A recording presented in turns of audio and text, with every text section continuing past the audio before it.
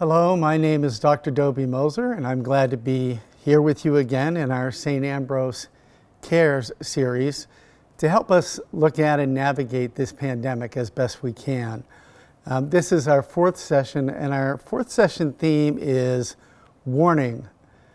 Unknown hazards and unseen obstacles exist. Now that title comes from a time I was doing some work out in Denver, and an old friend, Mark, lived there and invited me to go skiing with him. I was excited. We hadn't seen each other in a long time. So we took the ski lift up the Keystone one of these beautiful spring days. And when you went to get off the lift and ski down the little ramp to get ready to go down the mountain, there was a very large sign that you could not avoid that said, warning, unknown hazards and unseen obstacles exist. I remember looking at it wondering, wow, that pretty much covers everything. And I share that as a way and even as a title for this session as we look at ways to navigate this pandemic.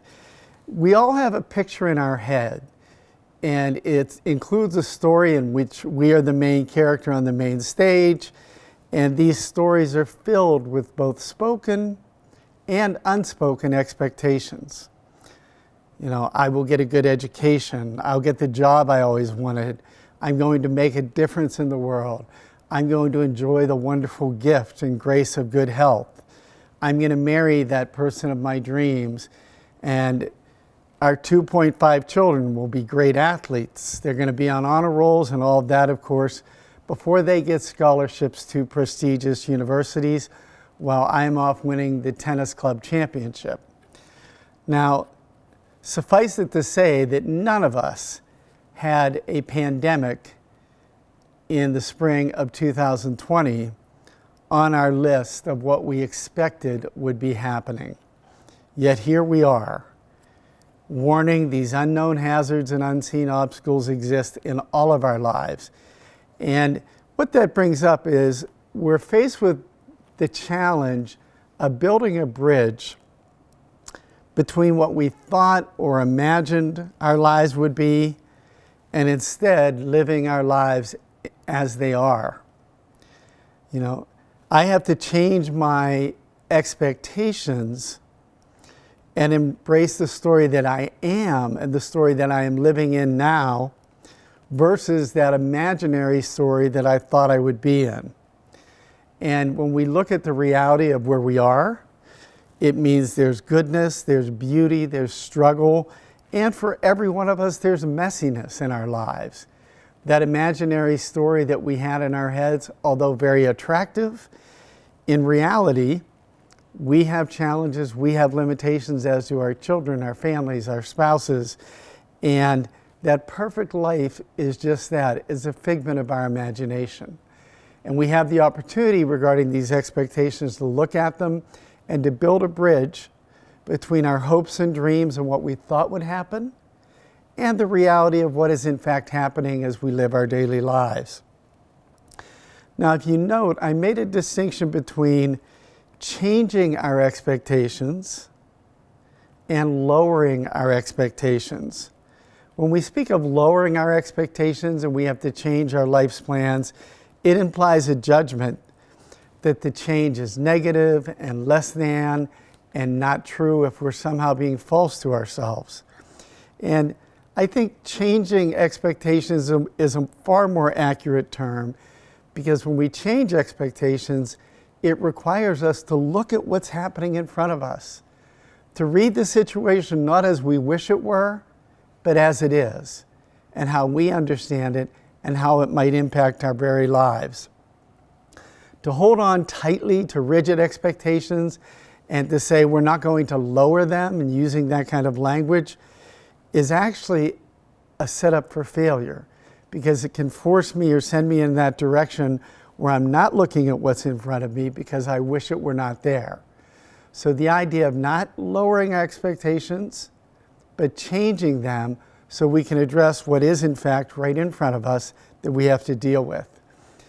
In each of these sessions, as we look at navigating this pandemic, I offer two specific tools that I hope can help you in your toolkit to work through this in a healthy and life-giving way. And the first one I would say is a very important one, and that is to stop what is called distorted thinking or catastrophizing. And what does that look like or sound like? There's no way I could handle it if this happened. What if, painting a worst case scenario, that happened? Well, those scenarios and the catastrophizing can be an endless loop that we get ourselves stuck in. And it can lead us to very faulty thinking of nobody knows how bad this is or how bad this can be. And we can catastrophize with others and take on their catastrophes. So other people are painting a picture that is worst case scenario, and we think we have to take it on as reality.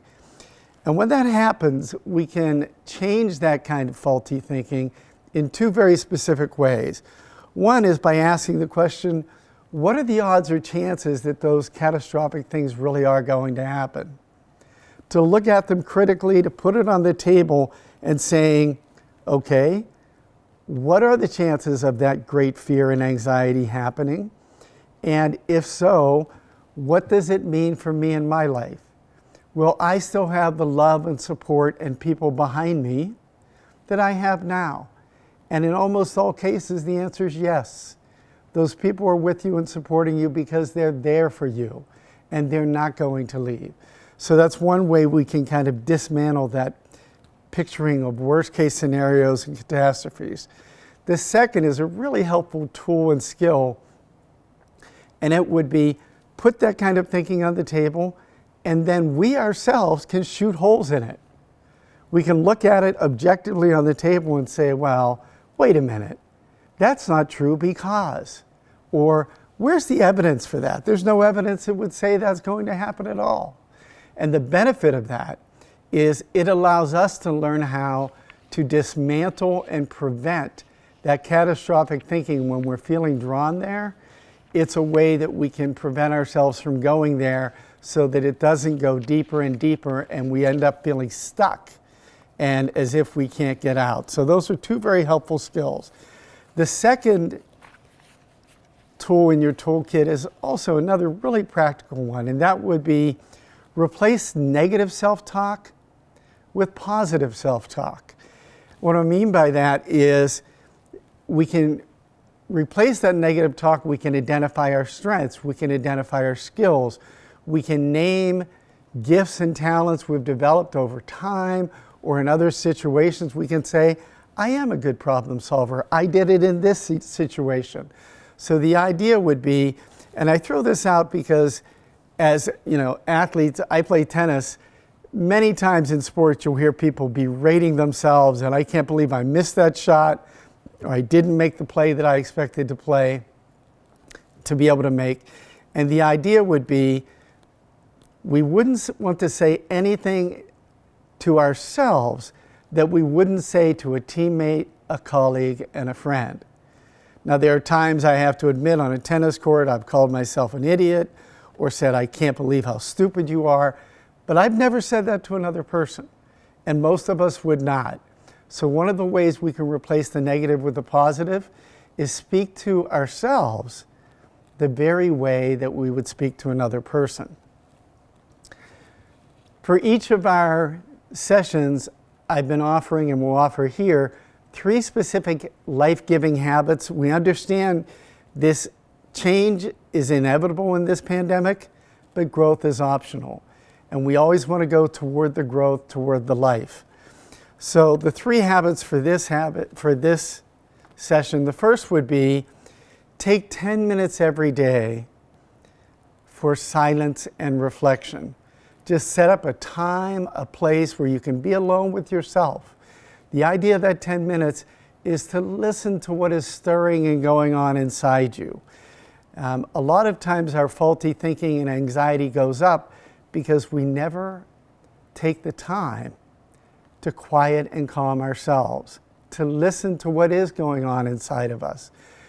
Parker Palmer is a famous author, and he had his PhD from Stanford by age 24.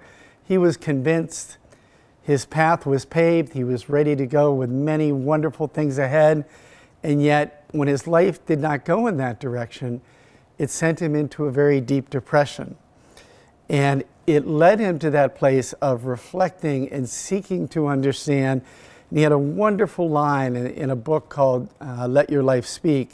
And the line was this: "What a long time it takes to become the person I have always been." So that idea of listening to yourself, finding out who you are on the inside, and having the integrity and courage to go there and be that person is a great gift you can give to yourself that we really encourage you to try. The second, and there are many different forms of this, but I would just encourage you during this pandemic, and it's a good habit at any time, is look at different breathing exercises and activities. Look at meditation activities. Those are self-regulatory. When we feel out of control and there are many things beyond our control, regaining control of our breathing, awareness of our bodies, meditating and reflecting so we learn how to calm ourselves is a great gift that we can give to ourselves. You can look at the NIH, the National Institute of Health, other sources. There are some terrific meditations out there, including Christian meditations that would encourage you to check out. Third would be this, that I'd encourage you to get what I call a thinking partner. And what I mean by that would be that person out there, could be a longtime friend, a colleague, a family member, somebody you can just float ideas by. I'm thinking about this. Here's my understanding on that. So the idea of a thinking partner, it's somebody that allows us in that relationship and trust to just let them hear outside what we're thinking on the inside. And that thinking partner literally can help us and help check our thinking. So that if I'm getting caught in the rabbit hole of my own thinking and getting highly anxious and more stressed, I can share that. I have a friend, Ed, that is my thinking partner. And I can say, Ed, this is what I'm feeling, this is what I'm thinking, what do you think? And give them permission to ask you questions, to reflect back to you what they're hearing. And that can be a wonderful gift. It's free with a good friend, and it can help us not get stuck in that thinking where we get more and more anxious and feel more and more stressed. Lastly, I'd like to share a reflection as our closing prayer today called Trust in the Lord of the Journey. Above all, trust in the slow work of God. We are quite naturally impatient in everything to reach the end without delay. We'd like to skip the intermediate stages.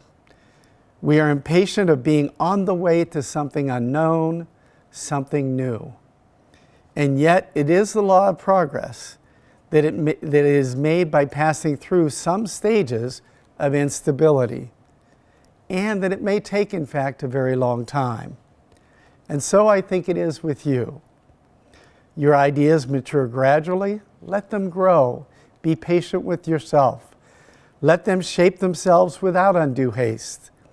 Don't try to force them on as though you could be today what time, that is to say grace and circumstances acting on your own behalf, will make you tomorrow. Only God can say what this new spirit gradually forming within you will be.